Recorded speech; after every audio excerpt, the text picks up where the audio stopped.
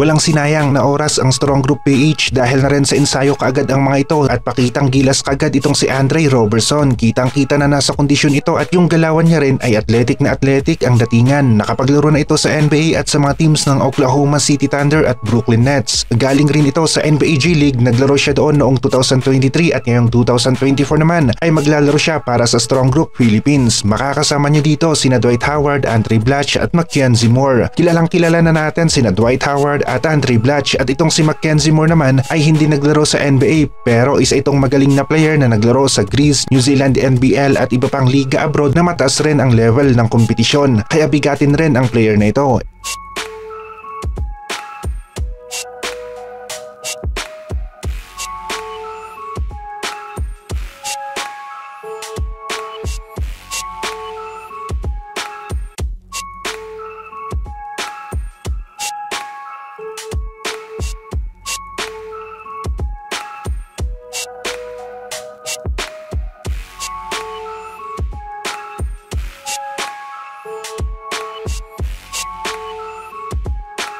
Excited na nga ang Filipino basketball community na makita ang Strong Group PH na maglaro sa Dubai International Basketball Championship at karamihan sa atin ay umaasa na magiging maganda ang laro ng Strong Group at makuha nila ang kampyonato. Hindi ganon kadali pero susubukan ng Strong Group na pasayahin ang mga Filipino basketball fans. Nandito na rin sa Pilipinas ang dalawang malalaking mama na sina Andre Blatch at Dwight Howard at lahat nga ay excited na makita ang laro ng dalawang players na ito kasama ang ibang players ng Strong Group PH. Hindi lamang sa Dubai International interesado itong si Dwight Howard at may post nga siya na 6'9 lamang ang kanyang height at pwede siya sa PBA. Maraming mga Pinoy basketball fans ang manonood gabi-gabi sa laro ni Dwight Howard sa PBA kapag nagkataon at exciting rin ang Junmar laban dito kay Dwight Howard.